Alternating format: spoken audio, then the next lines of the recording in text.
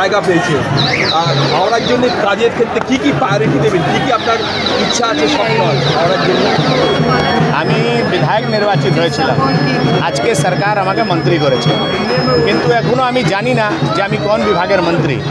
কিন্তু এটা আমি জানি যে হাওড়ার উন্নয়নের জন্যে হাওড়া থেকে আমি মন্ত্রিসভায় একজন প্রতিনিধি। মাননীয় মুখ্যমন্ত্রী হাওড়াকে উন্নত হাওড়া দেখতে চান, উনি চাকাচাক হাওড়া দেখতে চান। আজকে উনি বলেছেন হাওড়াকে চাকাচাক করতে হবে।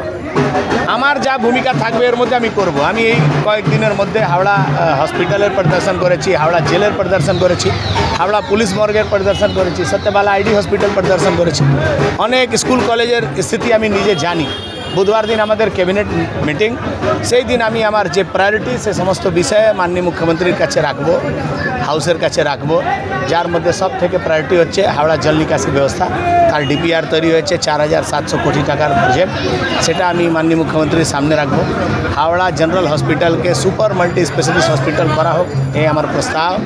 হাওড়ার মানুষ যাতে বিশুদ্ধ পানীয় জল পায় সেটা আমার প্রায়োরিটি। হাওড়া আমার বিধানসভাতে একটা সত্যবালা আইডি হসপিটালে 100 বেডে হসপিটাল হোক, একটা হিন্দি ইউনিভার্সিটি যেখানে আছে সেখানে একটা ভালো কলেজ হোক। এই ধরনের অনেকগুলো আমার বিষয় আছে। আরেকটা আরও প্রায়োরিটি আছে, হাওড়া পৌর নিগমের ভোট 6 মাসের মধ্যে, নভেম্বর মাসের ভিতরে ডিলিমিটেশন করে নতুনভাবে হাওড়া পৌর নিগমের ভোট হোক, এটা আমার প্রায়োরিটি। হাওড়া পৌর নিগমের ভোট হলেই অর্ধেক সমস্যার সমাধান আছে। একটা নির্বাচিত বোর্ড থাকলে সে অনেকগুলো ইস্যুতে আলোচনা করে ডিসিশন নিতে পারে, অ্যাডমিনিস্ট্রেটর ডিসিশন নিতে পারে না। তার জন্য আমরা চাই যে দ্রুত গতিতে হাওড়া পৌর নিগমের নির্বাচন হোক আর মানুষ এখানে নাগরিক পরিষেবা, উন্নত নাগরিক পরিষেবা পান। হাওড়া থেকে মানে আপনার কোন মন্ত্রিত্ব আপনি পেতে পারেন এরকম? এটা কেউ জানে না, কোনো বিষয় আমাদের নলেজে নেই। বুধবার দিন আমাদের মিটিং আছে, তার আগে আমার মনে হচ্ছে যে কে কোন মন্ত্রণালয়ে পাচ্ছে সেটা পেয়ে যাবে। আমি একটা মিনিস্টার অফ স্টেট হিসাবে আজকে শপথ নিয়েছি। পার্টি আমাকে যা দায়িত্ব দেবে, আমি তো বলছি এটা আমার বোনাস। আমি তো বিধায়ক হয়ে খুশি, আমার পার্টির সরকার হয়েছে, আমি এমএলএ, আমার থেকে বড় রাজা কেউ ছিল না। কিন্তু আজকে আমার পার্টি, আমার মুখ্যমন্ত্রী আমাকে মহারাজা করে দিয়েছে, আমাকে মিনিস্টার করে তারা আমাকে বোনাস দিয়েছে। আমি 30 বছর যে বিজেপির জন্য সংঘর্ষ করেছি তার পুরস্কার আমি পেয়েছি। আমি আমার এক দিন, আগামী 1825 দিনের মধ্যে 25 দিন চলে গেছে, 1800 দিন আমি পশ্চিমবাংলা উন্নয়নের জন্য, হাওড়ার উন্নয়নের জন্য দিতে পারবো, এটাই আমার চেষ্টা থাকবে।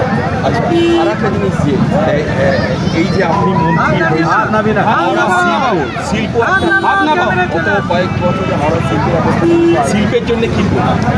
দেখুন, আমি এখন পর্যন্ত জানি না যে আমি কোন বিভাগ পাবো। আমি সারা পশ্চিমবাংলা সব বিভাগের বিষয়ে বলতে পারবো না, কিন্তু হাওড়ার বিষয়তে হাওড়ার যা পাওনা, 50 বছর ধরে হাওড়ার মানুষ শুধু উন্নয়নের কথা শুনেছে, কাহানি শুনেছে, উন্নয়ন দেখেনি। উন্নয়ন কি হয়, ডবল ইঞ্জিন সরকার কাকে বলে, সেটা আপনি 6 মাসের মধ্যে দেখতে পাবেন। হাওড়ার কুটির উদ্যোগ, হাওড়ার শিল্প, হাওড়ার শিক্ষা ব্যবস্থা, হাওড়াতে অনেক কিছু আছে। সে সমস্ত ঐতিহ্যকে পুনরুদ্ধার করতে হবে, এটাই আমার টার্গেট। আমি মানুষের কাছে যাব, মানুষের কাছ থেকে সাজেশন নেব। বিভিন্ন রাজনৈতিক দলের নেতা যারা বর্ষিয়ান নেতা, যাদের কাছে অনুভব আছে, হতে পারে টিএমসির অনেক নেতা আছে যারা কাজ করতে পারেনি কিন্তু কাজ করতে চেয়েছিল, তাদের কাছে যাব, তাদের কাছে খোঁজ নেব যে ওনারা কী চেয়েছিলেন যেটা করতে পারেনি, কেন করতে পারেনি।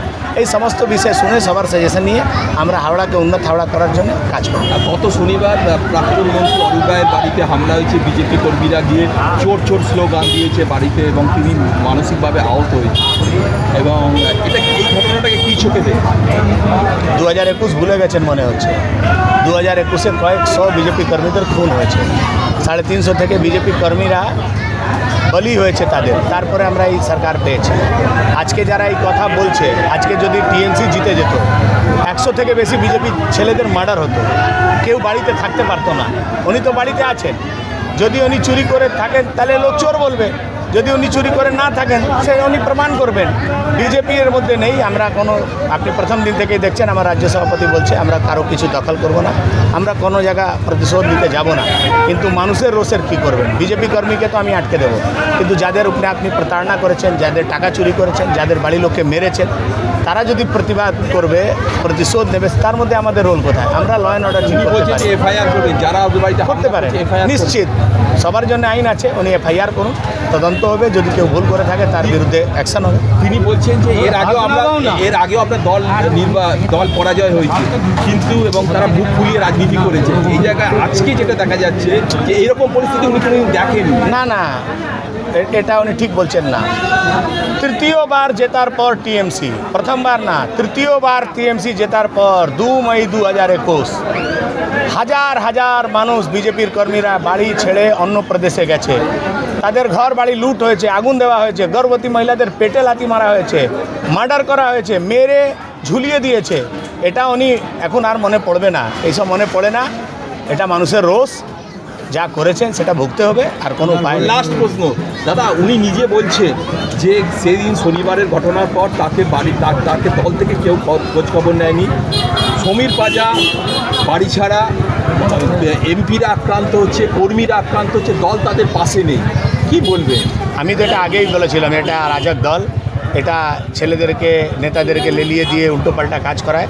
আমি বলেছিলাম যখন আপনি ফাঁসবেন আপনার পাশে কেউ থাকবে না। এটা দেখুন, তার প্রমাণ হচ্ছে।